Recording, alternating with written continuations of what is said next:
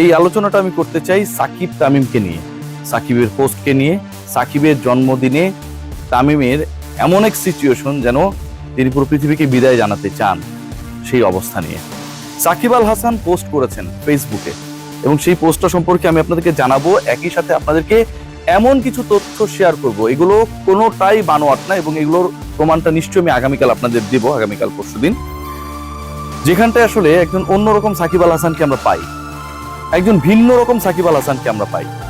তামিম ইকবালকে নিয়ে বিভিন্ন সময় যেই সাকিব আল হাসান তার সোশ্যাল হ্যান্ডেলে পোস্ট করতেন, উইথ মাই বেস্ট বাডি, সাকিব তামিমের বন্ধুত্ব দুশ্মনীতে পরিণত হবার পর আমরা সেই পুরনো স্ট্যাটাসগুলোতে নাড়াচাড়া দিতাম, সেগুলো আবার সামনে আসতো।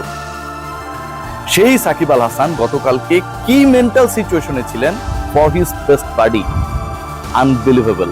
তিনি কি কি করেছেন প্রত্যেকটা তথ্য আপনাদের জানাবো। তবে তার আগে যে কথাটা বলতে চাই, যে ট্যাগলাইনটা আপনারা দেখছেন যে তামিম ফিরে আসছে, তামিম সুস্থতার পথে, মহান আল্লাহ তাআলার রহমতে তামিম ইকবাল আজও কথা বলেছেন। তিনি আইসিইউর যে কেবিনে রয়েছেন সেখানটায় তিনি খানিকক্ষণ হেঁটেছেনও। ঢাকায় আনার অবস্থা এই মুহূর্তে নেই, হয়তো উন্নত চিকিৎসার জন্য তাকে বিদেশেও নেওয়া হবে। তামিম ইকবালের জন্য অনেক অনেক শুভকামনা, মহান সৃষ্টিকর্তার প্রতি আমাদের অনেক অনেক কৃতজ্ঞতা।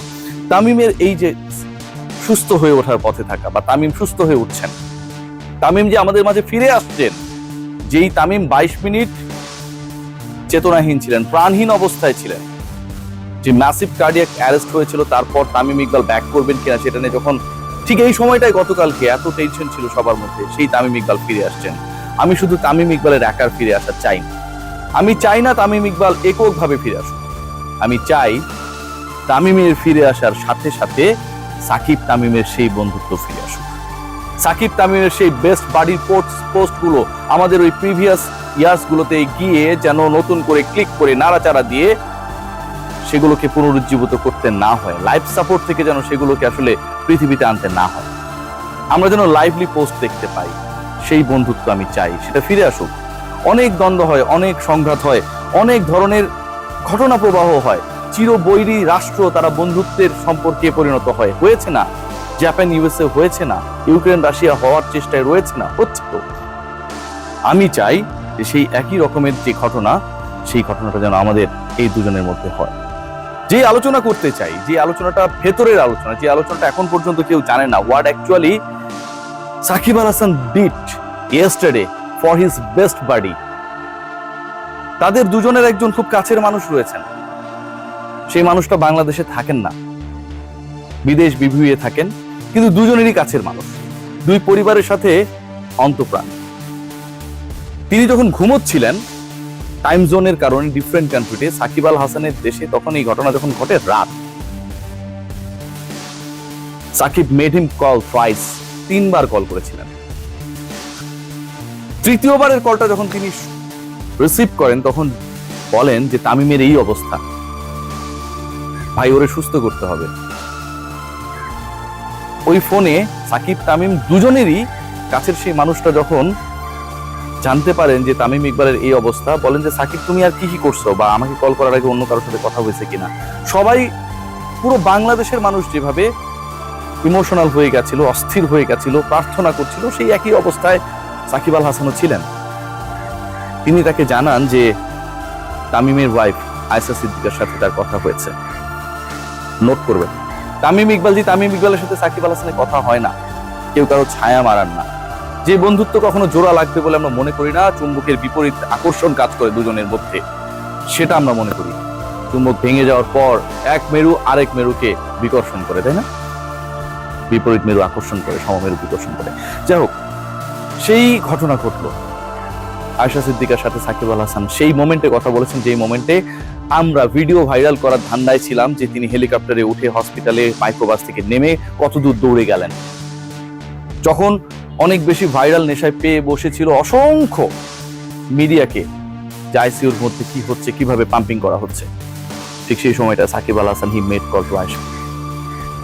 এরপর সাকিব আল হাসান কথা বলেছেন নাফিস ইকবাল খানের সাথে, তামিমের বড় ভাই,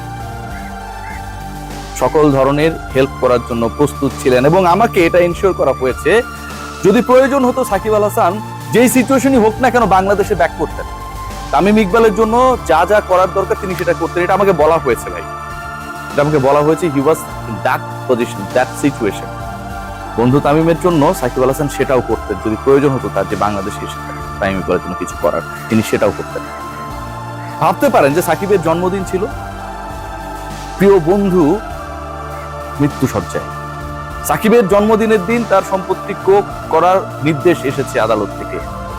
তিনি একটাবারের জন্যও নাকি যাদের সাথে কথা হয়েছিল রিগার্ডিং তামিম ইস্যু, এগুলো নিয়ে প্রসঙ্গই তোলেননি একটাবারের জন্য। আমরা ভাই এই বন্ধুত্বটা চাই। তামিম ইকবাল আমার প্রিয় মানুষ, শুধু ফিরে আসবে এরকমটা না। আমার প্রিয় দুই মানুষ সাকিব আল হাসান, তামিম ইকবাল, ওই নগদের বিজ্ঞাপন না, বাস্তবে হাতে হাত মিলাবে সেটা চাই ভাই। এক হবে তারা।